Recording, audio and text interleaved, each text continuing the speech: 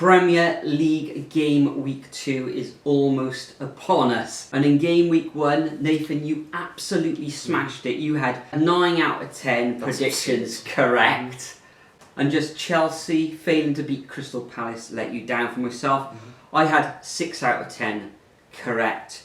So the overall leaderboard, as you can see, at this early stage of the season, sees you at the top of the tree on 16.5 points. There we are. I'm down in 12th position on 10.5 points. But it's all about game week 2 now. Games taking place on Friday the 22nd of August through to Monday the 25th of August. And it all kicks off at the London Stadium between the hapless Hammers and Chelsea.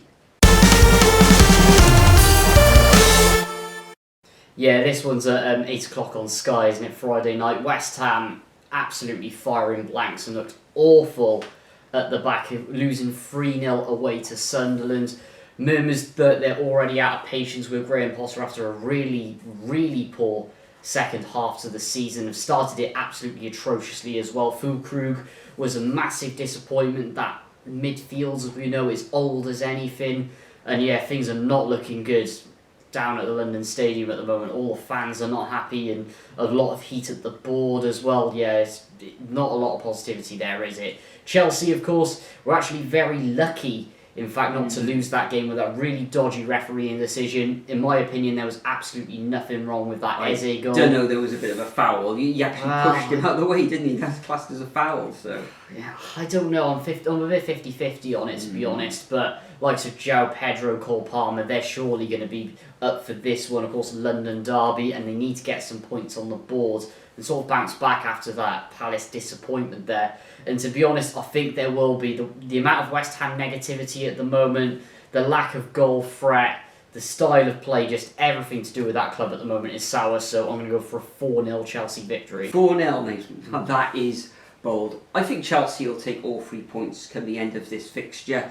West Ham, they did come up against a team in Sunderland, full of new players, excitement in front of their own fans, but what you normally see at the beginning of the season of newly promoted teams is 0 points, but both Sunderland and later on, we'll come to them a little bit later, Leeds United both taking 3 points in their opening fixtures. Chelsea, as you say, drew a blank against Crystal Palace. Yeah, could have taken all 3 points, could have come away with 0 in the end. As you say, West Ham lacking quite a bit of pace, I thought, in the middle of the park. Jared Bowen was alright. He's their best player by a mile for me. Fulkrug, a lot of was expected of him coming off a decent close season, but wasn't the best in that fixture against Sunderland. And just all over the park, it was just a bit meh, wasn't it?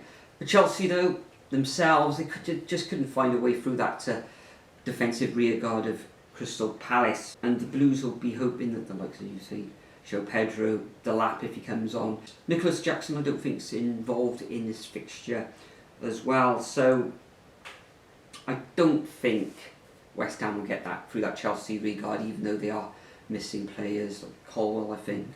So I've gone for West Ham 0, Chelsea 2. Moving on to the Saturday fixtures.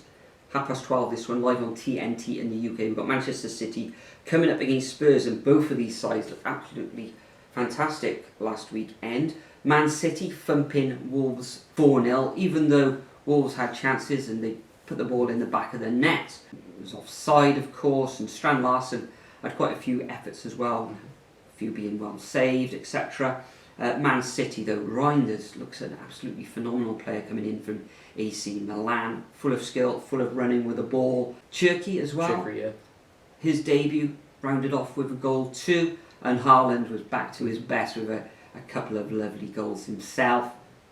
As for Spurs, Richarlison, normally when Richarlison joins a new club or starts the season, he normally starts things off on fire. And what a beautiful goal that was, his bicycle kick. I think it was his second, wasn't it, of the match. Kudus coming in from West Ham, providing the ammunition for the likes of Richarlison. So this is a really interesting one. I think both teams will score in this fixture. I think it's going to be an exciting one. But back at home, I fully expect Man City to take all 3 points, and I'm going to go for a 3-1 home victory. Yeah, this is a tricky one for me. Both teams have had a really good start. I think Reinders is, at the moment, from what I've seen from him, is probably going to be signing of the season. Obviously, we've still got all of those Liverpool players that have come in, TK, Florian Wirtz, that we need to discuss later on. So and the Man United players too. Yeah, and Buemo potentially could be up there as well, but we'll get onto both of those later on. Spurs having a spectacular start as well, and like last season, of course, Thomas Frank really making a stance on this team, sorting out the style of play straight away. Richarlison looks like a new player. Kudus looks very, very lively, but it's just how much are they going to miss of Maddison this season as well, and will the defence hold out unlike last year? But tricky.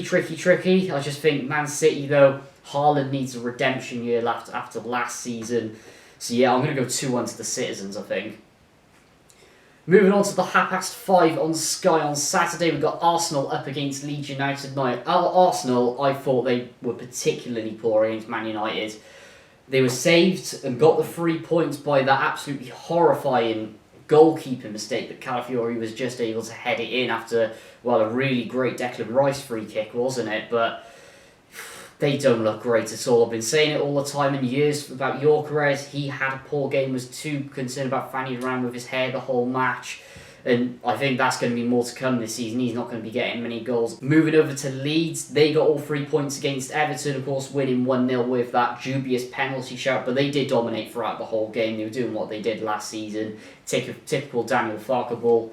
And as we know with Daniel Farke, he has plan A and sticks to plan A, so we haven't actually seen what Leeds are like when they're really put under it, which is going to take a bit of time, and Arsenal's going to be the first test for me. However, the style of play that Mikel Arteta, that we're seeing coming through in this Arsenal team, is not looking good at all, and I think Daniel Farke is going to take advantage of it, to be honest. That front line looking absolutely fantastic. We'll probably see Joel Pirro getting his first point on the account, and the overlaps from the likes of Dan James Tanaka also looks good as well. So I can see Leeds getting something out of this, to be honest. I'm going to go 1-1 draw. Wow, I can't see Leeds getting anything out of this one. Okay, they played Everton, and Everton can be a decent side. Defensively, they're sound as well. Leeds dominated the stats, if you look at them, particularly in the shots department, but they didn't score in open play and had to rely on that penalty. And they are coming up against the best defence of last season, Arsenal. And although Arsenal didn't play particularly well against Manchester United, they still came away with all 3 points. I thought Manchester United going forward looked decent in that fixture. Arsenal, as you said, Gyökeres didn't have the best of debuts, did he? And I think Havertz might be injured now for quite a while. So I think it'll be tight, but I think Arsenal will come through with all 3 points in the end. So I'm going to go for a narrow 1-0 victory to the Gunners. I just can't see Leeds scoring in this fixture, and Arsenal will nick one at some point. So 1-0 to the Gunners for me. Next up, we move to the Sunday fixture of Crystal Palace against Nottingham Forest. Both of these sides had decent results on the weekend. Crystal Palace, of course, that point against Chelsea, and Nottingham Forest with that dominant display and 3-1 victory against Brentford. And write him off if you must, but Chris Wood with a couple of goals on the first fixture of the season for Forest. In this one, difficult one to predict. Looks like Eze is on the verge of signing for Spurs. I'm sure it's something like £60 million with add-ons and all that sort of stuff. So it's like when Elise went to Bayern Munich and losing another of their stars. However, I think they are looking to bring in that forward from Leicester for something like 40 million. So they've got a kind of a replacement, you could say, in situ coming in. Forest, exciting. I think Douglas Luiz is coming back from Aston Villa via Juventus, so they're looking to strengthen too. So I think this one's going to end up all square, and I'm going to go for a 1-1 scoreline. And I think the Palace have only beaten Nottingham Forest in something like one of their last 15 matches, so I can't see them winning this one either. Yeah, Forest have a very good record over all levels, really, but that performance was absolutely fantastic. I know we've got our opinions on Brentford and the way they played. I did think they were particularly poor, but the way that They dominated from that set piece, Chris Wood ripping through the defence, and just the general domination of that game. One goal where he put over that was corner. brilliant. That just was subtle, wasn't it? Really subtle, but in general aspects of the pitch, Forest looked great. Elliot Anderson, good for fantasy football, he was looking strong as well. The defence held out really well, so Forest are looking quite exciting. And then Palace, I think they are going to be a bit of draw merchants to start this season. I know Glasner had a really patchy start towards the start of last year, so they're going to want a good start as well. Stinks of a stalemate 1-1. And finally, before we move on to the quickfire round, our last in detail one, Monday Night Football, Newcastle up against Liverpool. Liverpool, of course, opened the Premier League on Friday night against Bournemouth. Absolutely fantastic performance, bailed out in the end sort of by Mo Salah, of course. I thought Ekitike had a really good debut as well up front. Florian Wirtz looked great. Frimpong, I think, is going to take him a couple of games, but I think he's an upgrade on Trent Alexander-Arnold, to be honest, because he can actually defend, which makes a change. Newcastle, a lot of negativity around there at the moment. Are they going to lose any more players? Alexander Isak, of course, that statement from him's come out today, and the club. That's an absolute mess, isn't it? Of course, he's refusing to play because of broken promises, which they claim is due to him wanting to go to Liverpool. Newcastle are saying something else, so he's still out of the squad, he's still refusing. It's just an absolute mess, isn't it? But imagine this, Liverpool take all 3 points and then they have to let Isak leave and go to Liverpool. That would be incredible, and for me, with the negativity, it's got a Liverpool win written all over it for me. 2-0, probably a Salah goal, Ekitike goal. Yeah, things are looking good. Yeah, Monday Night Football under the lights at St James's Park. Always an exciting match between the Magpies and Liverpool. And this one, of course, you've already touched on it with the Isak fiasco. That'll add a little bit of spice to this. Now, no doubt there'll be a lot of chanting about that probably from both sides. As you say, opening match of the season, Liverpool, okay, they conceded a couple of goals, but going forward, really good. Gakpo a goal, Ekitike with a goal and an assist, I think. Although Semenyo was a bit of a thorn in Liverpool's side, wasn't he? As we said, Gakpo and Salah rounding things off with a late goal as well, which saved quite a few fantasy football team managers there. Liverpool could cause some damage here at St James's Park, particularly on the break. Newcastle be resolute because they were solid against Aston Villa in that fixture at Villa Park, but didn't have too much going forward, did they? So I think Liverpool will nick this one, and I'm going to go for a 2-1 away win. Moving on to the quick fire round, these are the 5 remaining fixtures. And first up, we've got Bournemouth coming up against Wolves. Wolves look good. Bournemouth looked half decent against Liverpool. I'm going to go for a 2-1 narrow victory at home to the Cherries. Next we've got Brentford coming up against Aston Villa. Surely Aston Villa will bounce back after that stalemate. I'm going to go for a 2-0 away victory against quite a toothless Brentford side. Next we've got newcomers Burnley taking on Sunderland. Burnley at home, fully expect them to keep a clean sheet. And I'm going to go for a 0-0 scoreline. Next is Everton against Brighton. Tough one to call this one. Think it'll finish all square 1-1. And the final fixture sees Fulham taking on a new look front line, Manchester United. And I think Mbeumo and Cunha and Sesko will click and see them come away with all 3 points in a 2-1 away victory. Okay, starting off with mine, Bournemouth Wolves. Bournemouth looked good against Liverpool, didn't they? Realistically, it's going to be them 2-1. Brentford Aston Villa. Villa need to get a good start on the board. I think they will. Not so much for Brentford. 2-0 Villa. Burnley Sunderland. If Scott Parker doesn't change his style of play, game over for me. 3-0 Sunderland. Really? Bold Wow. prediction.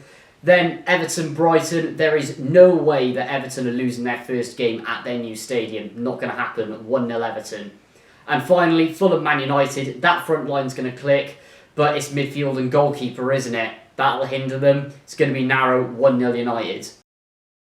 So there we are. Those are our predictions for game week 2 of this 2025-2026 Premier League season. As usual, the Superbru Prediction League continues. All the details are in the description if you'd like to play at home and you haven't already joined, and it is completely 3. Nathan, this weekend we're at our first away fixture of the season at Luton. Yep. Can we expect limbs and can we expect a vlog?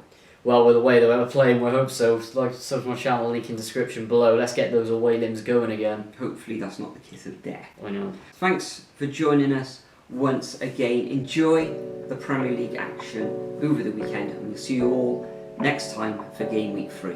Hey, I got something to say. I'm just so sick of hearing everyone complain. I know it's tough and I know there's pain, but hitting bottom is the only way to change. So I'll keep hustling, you keep struggling. Bitch, I'm humbling, keep mumbling. I'll keep doubling, you keep bluffing. You've got nothing, I'll keep hustling.